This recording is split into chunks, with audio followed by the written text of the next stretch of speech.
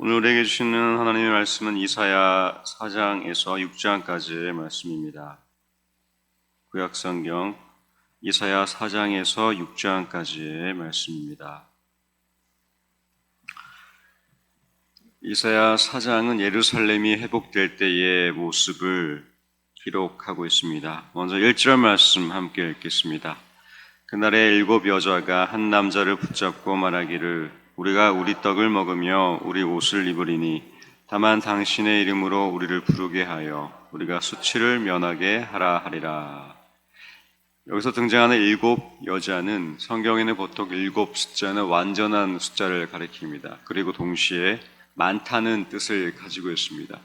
여기서는 후저에 가깝습니다. 즉 많은 여자가 한 남자를 붙잡는데 그 날은 바로 3장 26절 날입니다. 성문이 슬퍼하며 고굴하고 시온이 황폐하게 되는 날, 그날에 많은 여자가 한 남자를 붙잡는다는 것은 전쟁을 통해서 많은 남성들이 군인으로 차출되고 그렇게 과부가 발생될 때 많은 여자가 발견하는 한 남자를 붙잡아서 나의 수치를 면하게 해달라고, 그러니까 다시 결혼을 해서 가정을 꾸리고 싶어하는 그 많은 여자들의 염원이 담겨있는 구절입니다. 즉 이 1절은 폐허가 될 만큼 이렇게 많은 여자들이 한 남자에게 집착할 만큼 전쟁 이후에 폐허가 된 그리고 멸망하게 된 모습을 묘사하고 있습니다. 이렇게 유다와 예루살렘이 멸망할 때에 2절부터 나오는 하나님의 회복의 약속의 말씀이 담겨져 있는데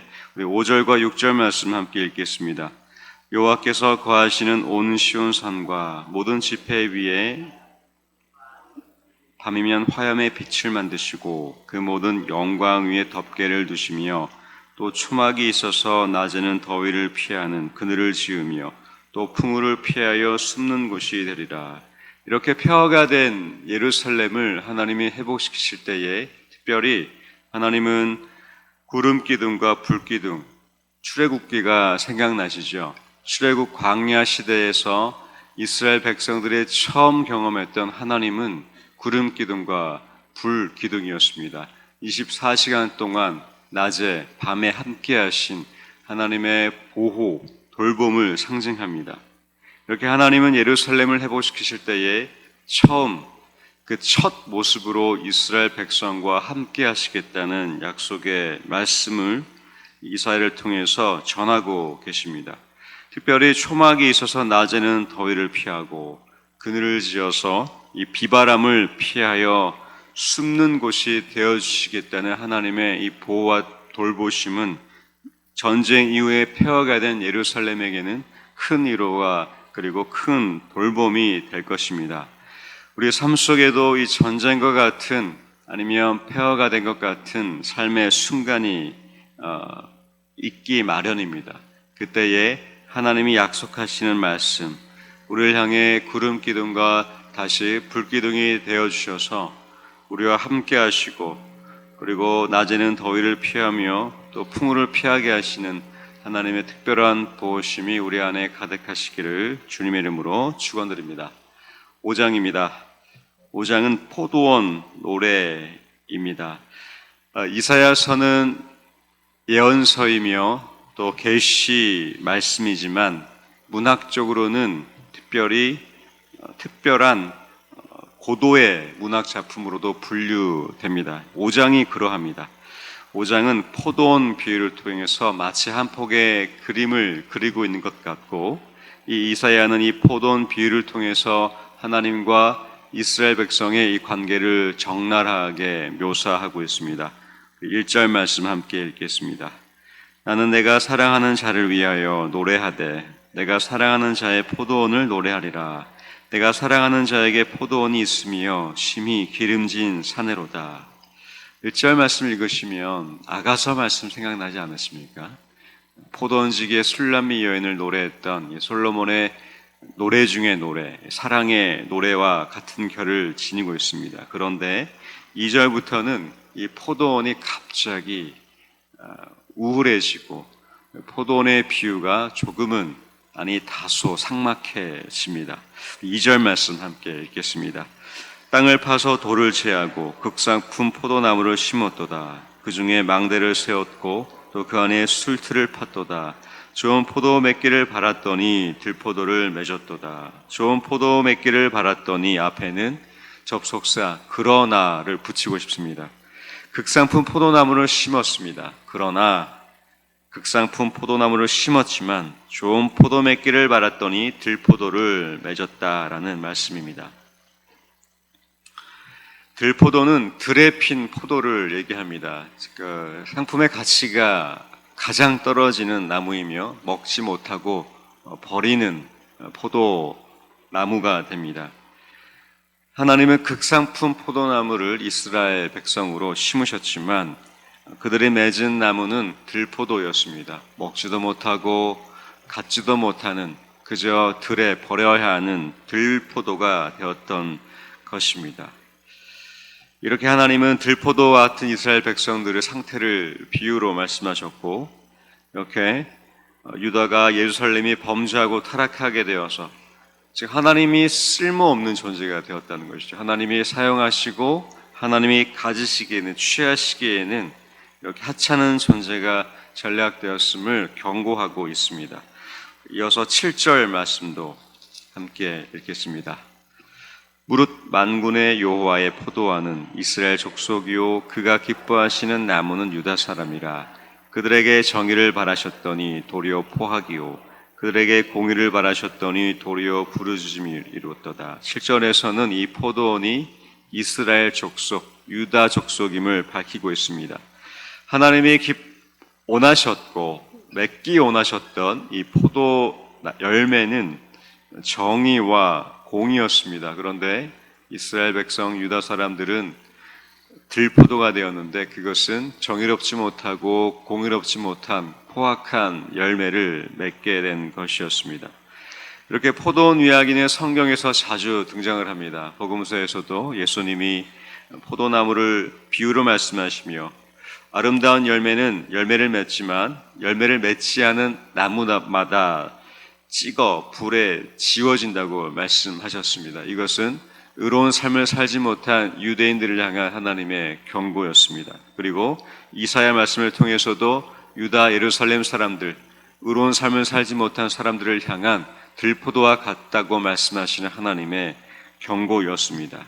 이렇게 하나님의 경고가 이어지면서 8절부터 30절까지는 법정에서의 소송이 이어집니다. 이것은 화 있을진저라는 반복되는 말씀을 통해서 누군가를 법정에서 소송하고 있는데 그것은 언약관계가 깨어진 이스라엘 유다 사람들을 향한 법정, 소송, 고발의 내용이 담겨져 있습니다. 8절에서는 토지 투기에 대한 고발. 하나님은 이스라엘 백성들에게 땅을 주셨습니다. 토지를 주셨고 소산을 주시며 열매를 맺고 경작하며 관리하라고 창세기 이후에 하나님은 위탁하시고 우리에게 땅을 주셨는데 이스라엘 사람들은 이 땅을 투기의 대상으로 삼고 자신의 이익을 삼고 나누지 못하며 그렇게 투기에 대해서 고발당합니다. 11절, 12절은 향락주의에 대한 고발, 18절, 21절은 거짓에 대한 고발, 23절은 사회적 불의에 대한 고발. 이 모든 고발은 같은 결을 가지고 있는데 사회적, 윤리적, 도덕적으로 부패했던 이스라엘 백성들을 고발하고 있는 것입니다. 하나님과 이스라엘 백성은 언약관계에 있었습니다. 그런데 이 언약관계가 깨어진다는 것은 법적으로 문제가 있다는 이 결을 가지고 이사야 5장에서는 8절부터 30절까지 언약관계가 깨어졌기 때문에 이들은 법정으로 불려지며 고발당하며 유죄라고 얘기하고 있는 것입니다. 이것이 바로 화 있을 진저라는 말씀의 표현이 됩니다. 우리 삶을 돌아볼 때에 윤리 도덕적으로 우리가 연약한 모습일 때가 있습니다. 아니면 완벽한 모습일 때도 있습니다.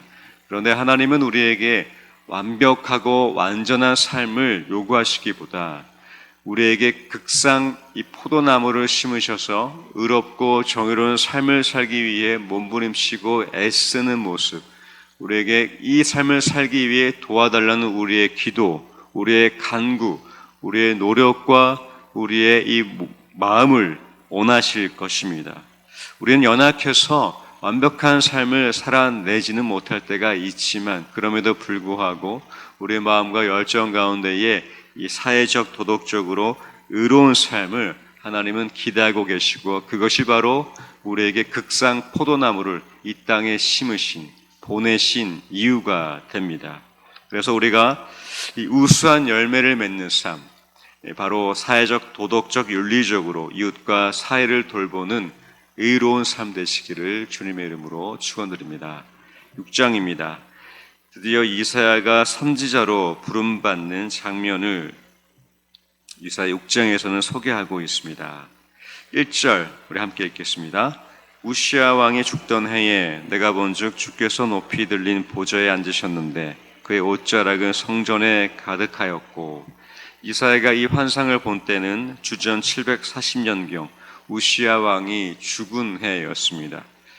우시야 왕은 여호와 보시기에 악을 행하지 않고 정직하게 행한 왕으로 역대하 말씀에 기록되어 있습니다. 예루살렘 성에 망대를 세워 견고히 하였고 그리고 농경을 발전시켰으며 군대에 무기를 개발하여서 국가를 더 강하게 다졌습니다. 종교, 정치, 경제적으로 탁월한 업적들을 남긴 훌륭한 왕에 속합니다. 하지만 나라가 부강해지고 평안해졌을 때 그가 마치 제사장인 것을 착각하여서 제사장으로 하여금 본인이 제사를 집례하겠다고 선을 넘으면서 나병이 걸리고 말게 됩니다. 그리고 나병이 걸린 이후에는 격리되어서 끝내 그의 죽음은 선조들의 왕의 무덤에 묻히지 못하는 안타까운 결말을 맺게 됩니다. 나병은 그 당시에 부정한 것이었기 때문에 이스라엘 백성들에서 도려내어진 노년의 삶을 살게 된 것입니다. 이 왕이 죽던 해에 나병으로 우시야 왕이 노를 보내고 격리된 후에 죽던 해에 하나님이 이스라엘에게 환상을 보여주셨습니다. 이 환상은 2절에서 계속해서 묘사되고 있는데 스랍들이 모시고 선 하나님이 등장하십니다. 이 스랍은 불타는 자, 고귀한 자라는 뜻으로 6개의 날개를 가진 천사입니다. 이 천사들은 하나님 곁에 서서 하나님을 찬양하고 보좌하는 역할을 맡고 있었습니다. 그러니까 하나님의 거룩하신 이 보좌 옆에서 스랍들은 하나님을 찬양하고 있었는데 이 장면을 이사야가 보았습니다. 그리고 이사야는 하나님의 너무나 거룩하시고 거룩하신 그 모습 앞에 자신이 부정하였다라고 얘기합니다.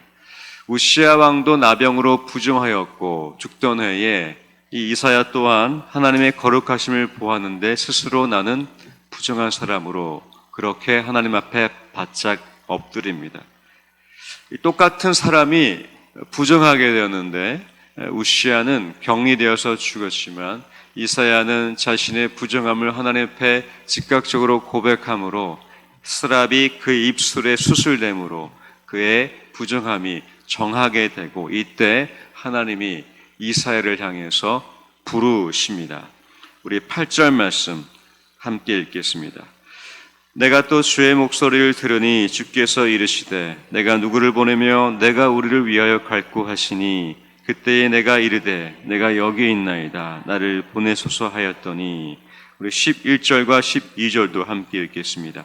내가 이르되 주여 어느 때까지니까 하였더니 성읍들은 황폐하여 주민이 없으며 가옥들에는 사람이 없고 이 토지는 황폐하게 되며 여호와께서 사람들을 멀리 옮기셔서 이 땅 가운데 황폐한 곳이 많을 때까지니라. 그러니까 이사야를 향해서 하나님의 말씀을 전하는 일을 맡기시는데 어느 때까지냐면 이 유다와 예루살렘이 완전히 멸망할 때까지, 완전히 폐허가 될 때까지 나의 말씀을 전할 것을 요청하고 계십니다.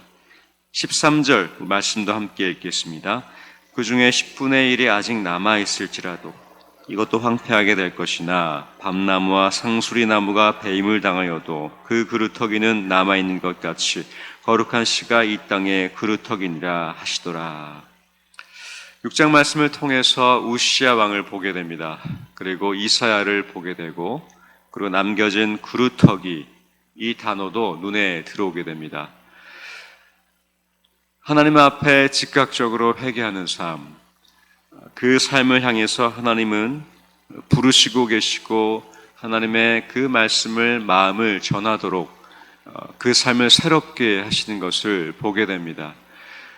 우시아 왕은 나병에 걸렸지만 끝내 격리되어 안타깝게 죽게 되었지만 이사야는 그 나병과도 어찌 보면 더 부정할 수 있는 하나님 앞에, 거룩하심 앞에 자신의 삶이 얼마나 하찮고 존재없음을 보게 되었고 인식하게 되었을 때 자신의 삶을 향해 나는 부정한 자라고 고백합니다. 그러나 그렇게 인정하고 시인했을 때 하나님은 그 이사야의 마음을 긍휼히 여기시고 그에게 이 시대를 향해서 하나님의 말씀을 전하라고 부탁하시며 그루터기로 남겨진 자가 되어서 그 땅에 다시 희망의 씨앗과 같은 삶을 살게 하십니다. 우시아는 나병에 들 정도로 그의 역할과 왕과 제사장으로 그의 부르심 신분을 넘어서서 그 하나님 앞에 더 거만해진 모습이 보였지만 이사야는 역사학자였고 귀족의 신분이었지만 하나님을 만났을 때, 보았을 때 즉각적으로 엎드려서 고백함으로 하나님의 그 소명 가운데에 자신의 삶이 재창조되고 재조명되었으며 재출발하게 되었습니다. 저는 개인적으로 이 두 사람의 이분법적인 사고로 한 사람이 좋았고 한 사람이 나빴다라는 이 성경의 인물들의 예를 드는 이 마음과 설교는 그렇게 좋아하지는 않습니다. 그러나 이 장면에서 이 두 사람이 명백하게 대조가 될 수 있는 것은 바로 하나님 앞에 어떠한 마음으로 고백하며 사는가에 따라서 우리의 노후와 우리의 삶의 끝이 달라지는 것을 보게 됩니다. 우리의 삶 속에서도 하나님 앞에 내가 연약하고 낮고 비천하며 그리고 내가 부정한 자로 주님 앞에 정하여 주도록 간구할 때에 그 마음과 자세로 우리가 살아갈 때 우리는 이사야처럼 남겨진 삶이 하나님의 부르심, 말씀을 전하고 이 시대를 향해 그루터기 같은 남겨진 자가 되어서 사회적으로 도덕적 윤리적으로 의로운 삶을 살게 될 때에 우리를 통해서 하나님이 황폐해 보이는 이 사회 곳곳을 다시 새롭게 하시고 거칠고 소망이 없어 보이는 이 시대를 향해 다시 하나님의 소망의 등불이 켜질 것을 믿습니다. 오늘 저와 여러분이 이렇게 하나님의 소망의 등불을 켜드리는 그루터기 되시기를 주님의 이름으로 축원드립니다. 이제 이사야 4장에서 6장까지의 말씀을 경청하겠습니다. 주의 말씀은 내 발의 등이요 내 길의 빛이십니다. 아멘.